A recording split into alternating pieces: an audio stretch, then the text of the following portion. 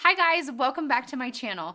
I am Malia and I make videos here on YouTube on pregnancy, motherhood, family, and home life. And today I am so excited to share my birth story with you. Now I'm gonna start today's video at when my water broke, which was a week before I ended up giving birth, but I promise I won't keep that part long. I'll talk mostly about my labor and my birth story because I know that's what you're here for. So if this is something that you guys are interested in, please stick around. And if you are new to my channel, please consider subscribing because like I said, I make videos every single week on these kinds of topics. So let's get started. So on May 25th, it was a Monday, I woke up after having slept on the couch in a puddle of water, just a complete puddle of water. I was soaking wet and I thought to myself, oh my gosh, I just peed my pants. I peed my pants in my sleep. I am a 12-year-old girl.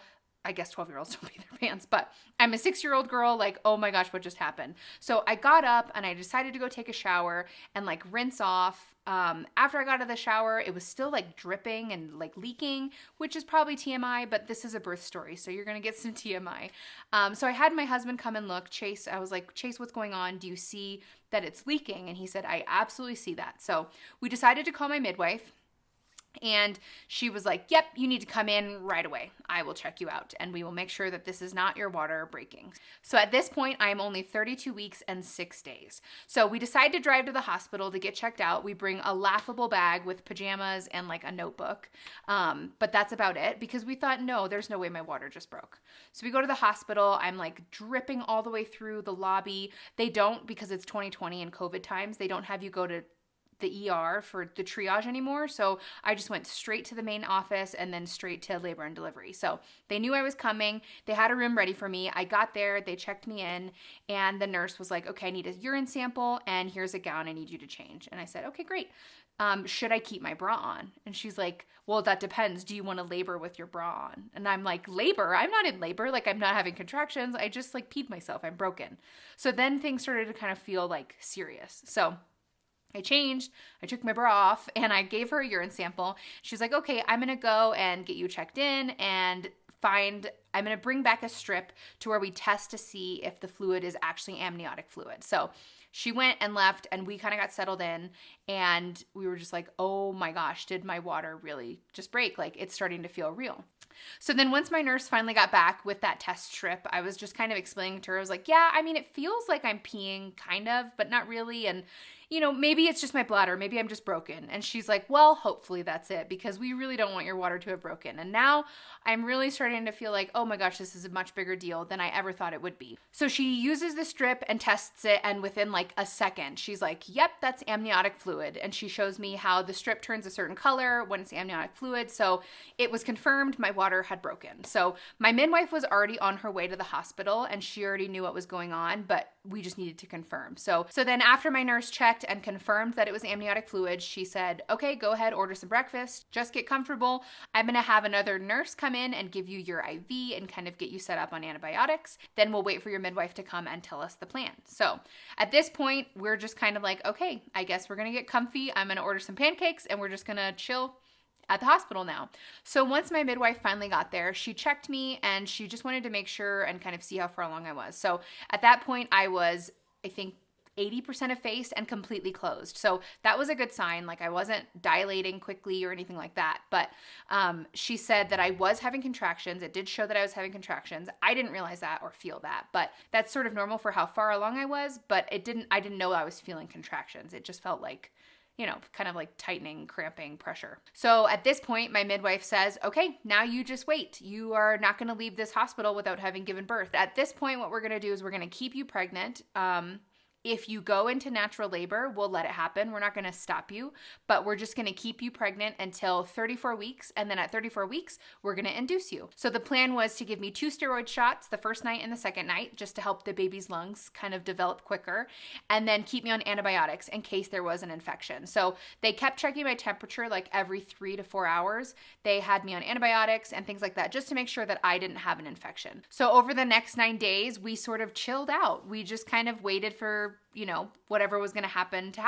I didn't have any active labor or labor signs. Like my contractions, I never really felt them until much later, which I'll talk about in a minute. But I didn't really notice that anything was different. I didn't really notice, other than leaking, I didn't notice anything like being in labor.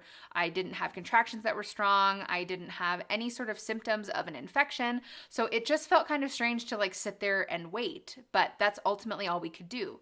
In the meantime, we spoke with the NICU because I was preparing to have a preemie. So the NICU kind of gave us insight of what to expect, and they told us that there'll be a lot of people in my labor, and they showed us the room, and we got to learn a little bit about that. But other than that, we kind of just tried to mentally prepare ourselves for having this baby. So then fast forward to June 1st. June 1st was the day that we kind of solidified our plan. So I had not gone into labor yet. I had just been in the hospital. Nothing notable had happened. And the plan was to induce me on June 2nd. So on June 1st, we finally got with my midwife and made a plan of who was going to be there and what they were going to do. And ultimately, the plan was to start me on Cytotec at 6:30 in the morning and give me a few rounds of Cytotec to then also ultimately like soften my cervix. Which doesn't like induce labor, but it just helps kind of ripen everything and get it moving a little bit faster. So the plan was to start with Cytotec and then go on to Pitocin. So I was kind of nervous because I had been practicing hypnobirthing, and because I had been practicing hypnobirthing, my intention and my hope was to do an all-natural birth. So I was hoping to go into labor spontaneously, and I was hoping to not have an epidural. So I was starting to become more nervous about all of that because I had heard that Pitocin contractions are so intense and induced labors are so intense, and they're kind of the reason why some complications happen and all that stuff. And I'm not going to get too much into that today, but those were my fears. So I was starting to get a little scared, and this was not until like June 1st, like the day before I'm being induced, because now it's real. So then June 2nd comes around and they start me on Cytotec, and they gave me 2 pills, and you just hold them in your mouth. Luckily they were oral and not like vaginal, because those can kind of maybe cause infection, and it was just too risky for them to check me too much since my water had broken. So the first round, 6:30 in the morning, feeling fine, just kind of chilling out, relaxing, watching movies, staying cool. Then I think at 2 p.m. they gave me another round, and then again at 6:30 p.m. So the whole day, nothing really exciting happened. We just kind of napped and sang some songs. I bounced on the ball. My contractions didn't feel any different than they had felt. Then in the evening, my midwife came and she checked me. This was only the 3rd time they had checked me because they were worried about the risk of an infection by checking me. So the 3rd time in my entire stay that they had checked me. So she checks me at 6:30 p.m. that night after 3 rounds of Cytotec, and she says, "You are now a tight 3, which is like 2 fingers or so." And I think I was 100% effaced. And then there's that other part that they tell you where you're like a certain angle. I don't remember. But she said that this is really great news and you are favorable to start Pitocin. So I had in my mind that if Cytotec had like worked so well, I wouldn't need Pitocin, but that was just because I was so scared of it. So ultimately, they start me on Pitocin and they tell me that from now on, I need to be monitored all the time. And I had an IV in because that's how they give you the drugs. So at 6:30, they started me on Pitocin, and they started me on like 1 or 2 milligrams. So it was low. And they said they were going to give me the next round at 30 minutes later.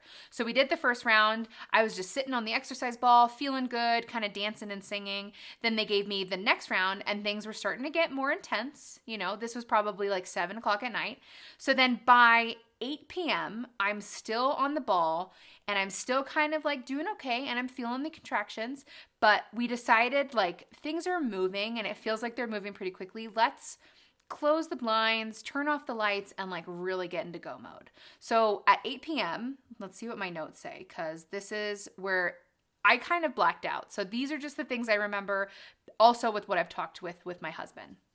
So then here, at about 8 p.m., we close the blinds, we turn off the lights, and now I'm starting to really like prepare myself mentally. So the contractions got intense really, really quickly. And I remember there was a point that I just noticed, I can't speak through these anymore. I can't laugh through these anymore. I can't smile through these anymore. I have to completely focus and concentrate. So what I would do is I would practice my hypnobirthing techniques, which was like different breathing techniques that they teach you. So I would do surge breathing, which is like a really fast inhale and then a slow exhale. So it's like you kind of welcome in the contraction and you sort of work with it instead of going against it. And once my mind allowed me to do that, I remember feeling so powerful. So at this point, I'm probably 4 to 5 centimeters dilated, I'm going to say. Things are definitely getting more intense. I imagine this is the point that I would want to go to the hospital because remember, I'm in the hospital, so I'd never like timed them because it didn't really matter at that point to me. I was just kind of going with the flow. But I imagine if I was at home, this would be the point that I would have gone to the hospital. So I'm welcoming these contractions and these surges, and I'm sort of inviting them. And that sounds really weird and crunchy and hippie, I know, but I tell you this, when I acknowledged that it was going to happen and I worked with it instead of against it, I felt like I could do anything. I felt like I could actually get through it because you have to remember it's like, what, a minute or maybe 30 seconds that you have to get through. So I would breathe in really quickly, like a deep breath, like, so you really want to like use your air to help you get through these contractions. Now, I'm going to do another video on hypnobirthing techniques and how it helped me and all that stuff. Not techniques like I'm going to teach you, just what really worked for me. But this is just like how I got through that part of my labor.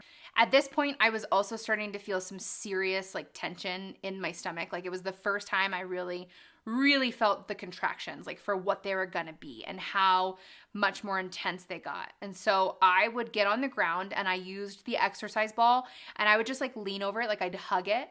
And then I'd have Chase use the rebozo, which is another thing they show you in hypnobirthing. So it's like a long scarf blanket. And he would just tie it around my stomach and like pull it up or tighten it. And it would just really help relieve some of that pressure and that tension. And I remember at one point, like, he pulled it and I was like, can you pull it harder, please? Like, please pull it harder. And then later on I asked him, or we talked about it, and he was like, yeah, that was the hardest part because you would be like, okay, pull it and now hold it. So he used to use all of his body strength to hold up my body weight, which is not light at this point, and just kind of like relieve this pressure. So that was one of the ways that I definitely got through that part of my contraction. So for the next hour, so this is probably from like 8 to 9 p.m. or let's say 8:30 to 9:30, I don't really know. But for the next hour, I was doing good. I was like getting through the contractions. I was breathing through them. I was moving through them. I was still being monitored, but things weren't too crazy.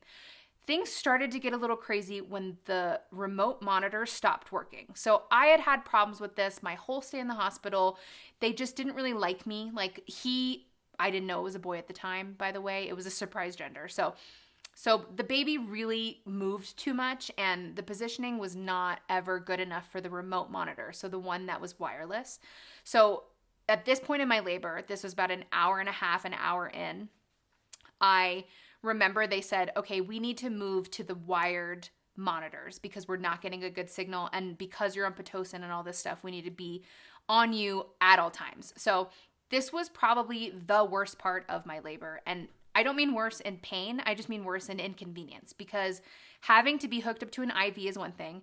And then having to be hooked up to a monitor is another thing. But then having to be hooked up to a monitor that's hooked up to a machine, you can't move. Like, and labor is so much, at least for me, the only place that I found like comfort and like relief was when I moved a certain way. And if I was limited, it just made it that much more uncomfortable. So that was probably my biggest complaint in my labor was that I had to be connected to so many things and it just felt like I felt really tied down. So at this point, things are getting really intense. I'm back on the wired monitor. So I'm in this like very small spot between the bed and the monitor. And I'm just kind of like standing there trying to get through these contractions that are only getting more and more intense. So at a certain point, I say, hey, I need to change. I need to do something different. I'm freezing cold also, by the way. I was freezing cold. So let's try the bath. I think now is time for me to get into the bathtub. So they let me go back on the wireless monitors because I needed to go in the bath. And they told me, yes, that's fine. That's an option. So I get ready and I go in the bath. And it was like as soon as I got in the bath, things escalated so quickly. It was both relieving and also more intense at the same time. Like, because I was cold, the warm water made me feel comforted and much better. But then also, like, because my body was like laying a certain way, I hadn't been on my back this whole time. And so because I was now on my back and like sitting down, everything felt so much more like intense. Everything felt low, and I just felt so much more pressure down in my pelvis. And, you know, obviously I'm going through labor, but it just felt like really heightened. So I was kind of conflicted. Like, I remember at one point thinking, okay, this isn't helping. But then like the next moment, oh my gosh, this helps so much. So I feel like when I was having a contraction, the water didn't help because it made it feel more intense. But then when I wasn't having a contraction, it felt really calming and soothing. So I felt like, okay, well, that's better. At least I can relax in between. So I ended up staying in the tub for about an hour. And I know that it was about an hour because my husband, at one point, he had to hold the monitor on my stomach. And I don't know if you've ever seen the monitors, but they're like, it's like a little hockey puck kind of a thing. And there's one for contractions and one for the baby's heart rate. And the one for the baby's heart rate was really, really hard to like stay in the right place, especially if I sat on my back or laid back. So somebody had to hold it there the whole time I was in the tub. Now, my husband did that for the most part, but I remember him saying that it was so uncomfortable because he had to lean over and kind of like stay in that position, you know, the whole time so that they could get a good reading. So I remember he switched out with my midwife at one point, and he like grabbed the camera and got a drink and all that stuff and took a break. But for me, I don't remember this taking an hour, but he told me that he watched the clock. So I was in the tub for about an hour, and I remember laboring and, you know, it feeling, like I said, some relief and then also more intense, but I could tell that I was progressing. So towards the end of my time in the tub, I looked at Chase and I said, I need help. Like, I can't do this. I need help. I am feeling really intense in my contractions, and I just feel like I'm no longer working with them and that they're much bigger than me. And I know that that is a really difficult place to be mentally, and I'm sure all of you moms have been there during birth, because you get to this point where you're like, I don't actually think I can do this. I don't believe that I'm capable of doing this, and this feels too much. And so I remember telling him, I said, hey, I need help. I can't do this. And so in my mind, I'm saying, give me an epidural, but I never said that out loud. So he's not hearing that, which thank God for, but still I was like, I don't know what else to do. This isn't helping. So we got out of the tub. While I was in the tub, they actually converted the bed. So they changed the bed from how I was using it as a bed, like with a big pad to sleep on, to an actual like delivery place. And so while I was in the tub, they changed it. So then I got back out, and I remember having contractions, like getting from the tub to the bed, and that was terrible because standing made things really intense too. I felt like gravity, though it helps with like the progression of labor, it makes it feel really, really intense. And so I had a few contractions like getting to the bed, but then once I finally got to the bed, I decided to bring the ball back up on the bed because the ball had helped me before. So we put the ball, the exercise ball on the bed, and I leaned over it like I did before. And there's like those handles on the bed, like side of it, that I would just hold on to them, and I'd lean over and I'd kind of like rock back and forth and just kind of try to get through each contraction. And I was like, I think I lasted maybe 5 or 10 minutes, maybe 3 contractions I lasted in that position, but it was too much. And so I said, I need help. I can't do this. I need to go. I'm out of here. And that's another sign that things are going well. It was so intense, and you could tell that I was like about ready to give up. I think she knew that I was getting close. And so she checked me. She was like, let's just see how far you are. Let's just see how it's going. She didn't tell me how far along I was because I kind of had asked her to not tell me, because I know that that plays a mental game. And she knew that I didn't want an epidural. And she knew that if at a certain point, you know, I wasn't progressing and I was in a ton of pain, she would tell me that that was the time. But she being my midwife, she was going to just help encourage me to do different positions before we went to an epidural, because that's what I told her I wanted. So at that point, she didn't tell me how far along I was, but she did tell me we're almost there, and that, you know, we just have a few more contractions to go, and then we're going to be there, because I wanted to push. Like, I wanted to just get the baby out. I wanted to run out of the door and I wanted to be gone and I wanted to get the baby out. So she checked me, she kind of helped me, and I remember that feeling super, super intense. I'm going to keep saying intense for my hypnobirthing people, but it was like the most intense thing for her to help me with a contraction, where she like tried to stretch it even more with her hand, and that was just a lot. So after she checked me, I was really encouraged because it felt like I was almost there, like I was ready to leave, but I was also encouraged kind of deep down, like this has to be done soon. So I'm assuming at this point I'm 8 centimeters. That's what I'm going to say. Nobody knows. I could probably ask her, but nobody knows how far it was. After the bath, after being on the ball, on the bed for a little bit, this is probably 10:30 p.m. I'm 8 centimeters, I'm going to guess. So now that I'm there, I'm like really, really hurting. Like things are really, really getting intense.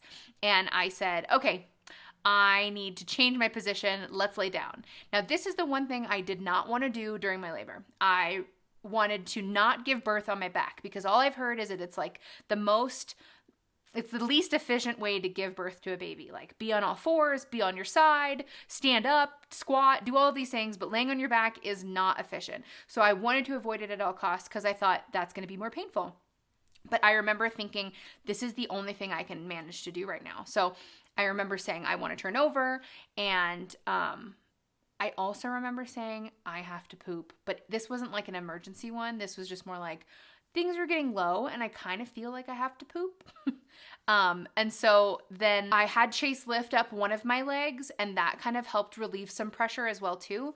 And at this point, things were just like, I was just going with it. Like they felt way bigger than me, the contractions. They felt like they would kind of consume me a little bit, and I couldn't even breathe, and I just felt like overwhelmed. But then I remember screaming at my nurses and my midwife and at Chase, and I was just like, I have to poop. Like I have to start pushing now. Something has to come out right this second. So that's when we started pushing. And it was one of those things where it felt good to push, and that's what everybody says, but I remember being like relieved every time I would get to push. So this is probably like 11 at night, finally, that I'm starting to push. The next hour felt like an eternity, but also felt like 5 minutes at the same time, if that makes any sense. I remember like every time I would push, I would start screaming. I was trying to do my J breathing for my hypnobirthing people and breathe the baby out. And I remember the sound that I would make, I would be like really high pitched kind of screaming. And Chase and my nurse kept reminding me every single time, relax your jaw and low voice, like low tones, because that is where your efficiency actually happens. So as long as I remembered that, and every time they would remind me that, I remember hearing them go, that's it, because I think that it was just much more efficient. Like they could see the baby moving down if I was breathing correctly. And that's really important when you're giving birth, because like your breath is the whole thing. Your sphincters, read Ina May's book, your sphincters are completely connected to all of it. And so when you have tension in your jaw and you have tension in your breathing, you have tension down there, and that's the last thing you want because you need that thing to open. So I remember I was trying to J breathe, and I just kept having to be reminded, like low tones, relax your jaw. And every time I did that, they would like encourage me because I think it would help. So I pushed and pushed, and I would relax. And I do remember the contractions feeling so much more intense, but then the breaks felt more rewarding. Like every time in between a contraction, I felt like I had more time, like I could actually breathe, versus before it was just like bam, bam, bam, bam, bam. So that felt really nice. So I pushed and I pushed and I pushed, and I probably pushed for about an hour, I think. From when I said I have to poop and something's coming out to when baby came, it was probably an hour or so. And all I remember is towards the end, like I had my nurse pull up my second leg, because I had only had one leg up this time. And so I remember feeling like a little off. And so I had her pull up my second leg, and once I had that happen, I felt like, oh, okay, this is happening. Things are going down.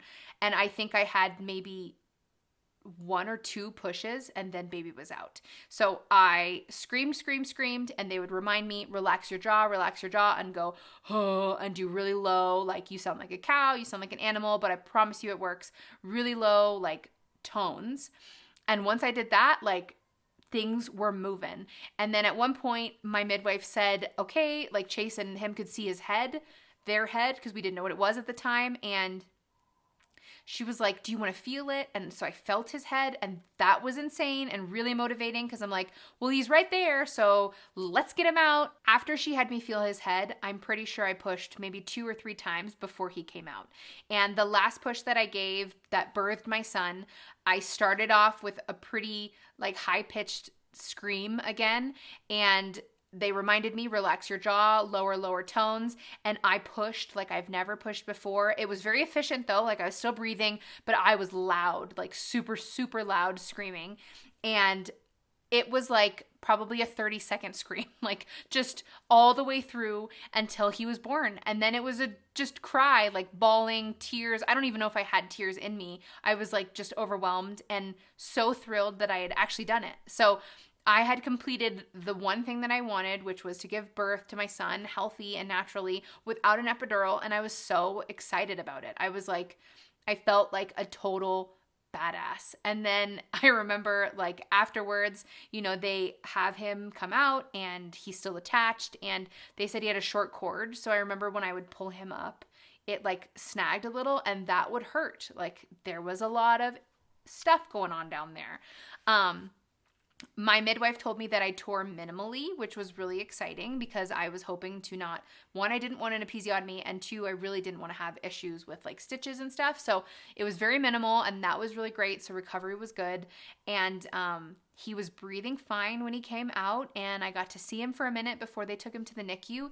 And then after that, they pushed on my uterus, which is definitely painful and uncomfortable. So don't forget about that part. You give birth, and then they push on the thing that just like exploded inside of you. So that part's really fun. And then they helped me like get all cleaned up and kind of like ready to go. And then we walked over to the NICU. Like I gave birth, and not even an hour later, I'm walking, which was so exciting. And they told me that, you know, when you have an epidural, you can't do things like that. And I'm not judging epidurals. Like I remember maybe an hour after I gave birth, I said, okay, next time I'm going to get an epidural, or I should have gotten one, or I wish I would have gotten one, because it's intense. Like it's only now that I've kind of forgotten what it was like that I would say, no, I'd try for without one again, but it's intense, and you do what you have to do. And I know that if my labor had been any longer, I probably would have gotten one, but because it was the way it was, you know, I was lucky enough to be able to push through that. But I do believe that no matter how you do this is such a beautiful experience. And I absolutely love birth, and I love watching birth stories. And I hope that you guys enjoyed listening to mine. I'm going to make a video about our NICU experience. So this ends here with the birth of my son, which we found out, obviously. We had thought he was a girl. We thought that we were having a girl. We were sure about it, but he ended up being a boy. And so that was really exciting. And the birth of our son, I've got some footage in the vlog if you guys want to check that out. But the next video I'm going to make for you guys is my NICU story. And we ended up spending 16 days in the NICU, and I'll tell you all about that and what that was like and what it was like being a new mom to a preemie baby. So my son was born at 34 weeks and 1 day, actually 34 weeks and 20 minutes. So that was really great. He was born healthy. He is now 5.5 months old, and everything is good. Our hospital stay was quite lengthy, but it was all worth it because now we have a healthy, sweet baby boy, and we love him so much. So I hope that you guys enjoyed this video. And again, if you are new here, please consider subscribing. I'd love to have you guys join us on this journey. Thank you so much for watching, and we will see you next time.